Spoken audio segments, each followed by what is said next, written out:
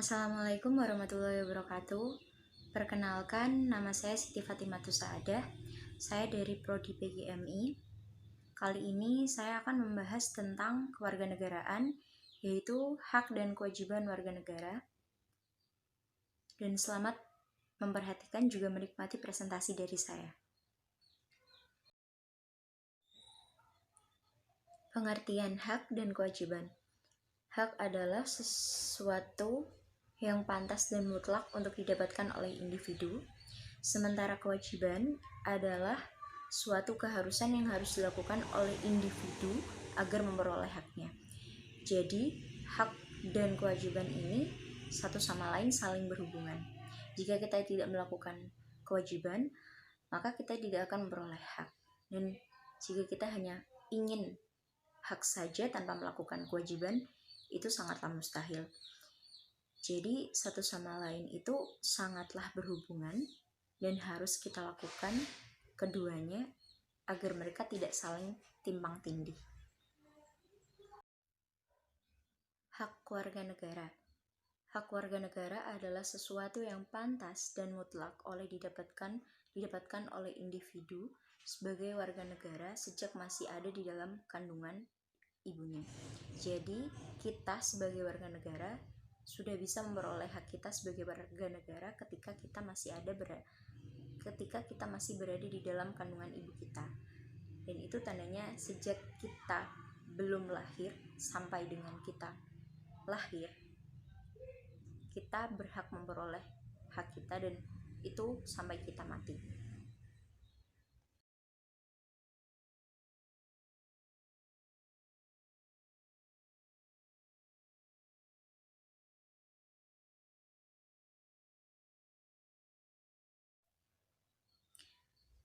Contoh hak warga negara.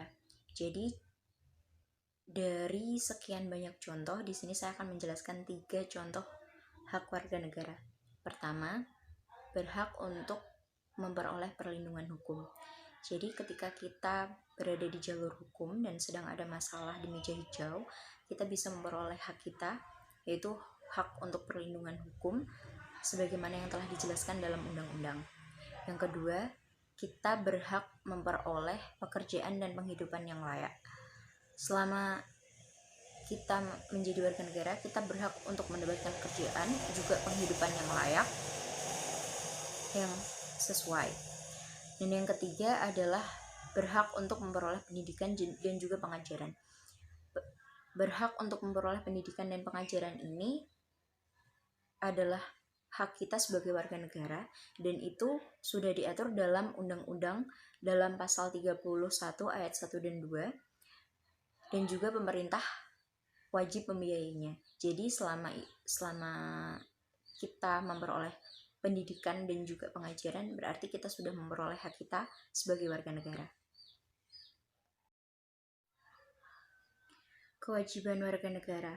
Kewajiban warga negara adalah kewajiban bagi individu untuk melakukan perannya sebagai warga negara agar memperoleh pengakuan dan juga haknya sebagai warga negara atas kewajiban yang telah dilakukannya.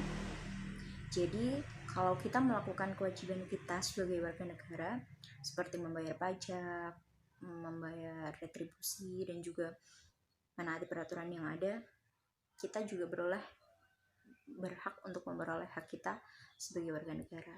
Seperti itu.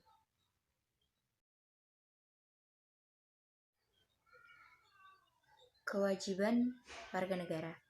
Contohnya, pertama, wajib menjunjung tinggi nilai-nilai Pancasila, Undang-Undang Dasar 1945, juga undang-undang yang disahkan oleh pemerintah. Yang kedua, wajib membela dan mempertahankan NKRI. Yang ketiga, wajib membayar pajak dan juga retribusi.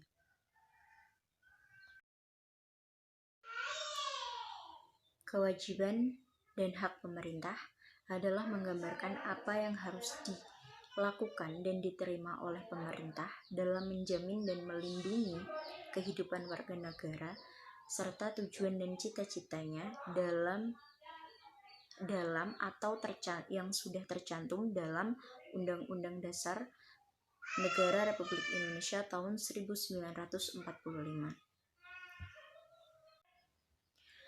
Asas kewarganegaraan ada dua, yaitu pertama kriterium kelahiran yang masih dibagi lagi menjadi dua, yaitu ius sanguinis dan juga ius soli.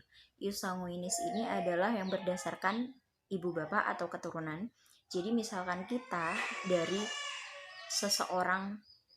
lahir dari seseorang yang berkebangsaan Cina, maka kita adalah orang Cina.